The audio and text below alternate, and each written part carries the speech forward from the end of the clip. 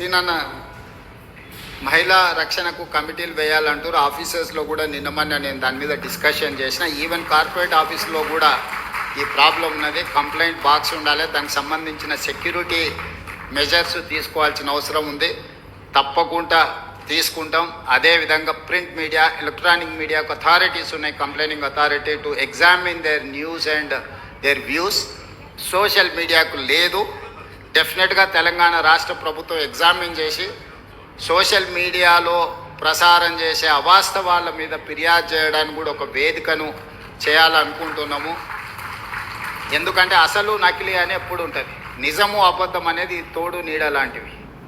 So నిజమైన జర్నలిస్టుల ముసుగులో వ్యాపారాలు వ్యవహారాలు చేసే వాళ్ళకు ఉన్న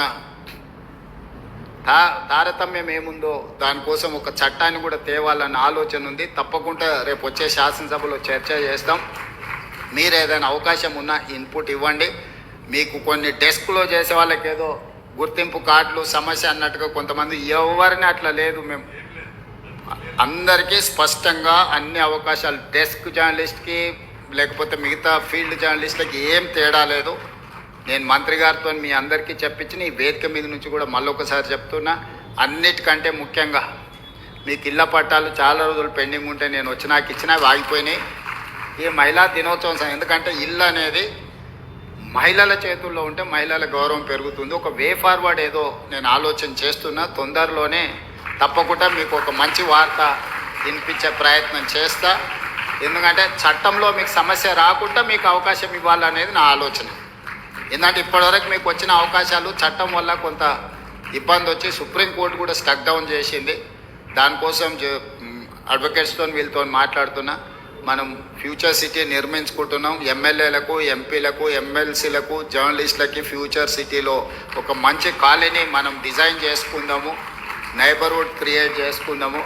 తప్పకుండా మహిళా జర్నలిస్టులు ముఖ్యంగా ఈ వేదిక మీద నుంచి ఎందుకు చెప్తున్నా అంటే, ఇంటికి వెళ్ళిన తర్వాత అందరికి చెప్పండి, మేము ఈరోజు మహిళా దినోత్సవం సందర్భంగా ఒక శుభవార్త తీసుకొని వచ్చినామని చెప్పండి. డెఫినెట్గా మంచి రోజులు వస్తాయి. ధన్యవాదాలు. Thank you very much sir. ఎంత స్ఫూర్తివంతమైన చక్కని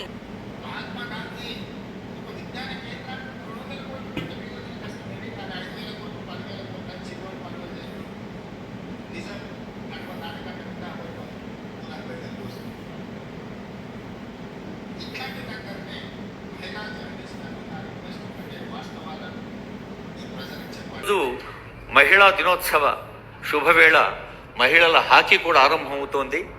అలాగే మరొక ప్రభుత్వం ప్రజలకు అంకితం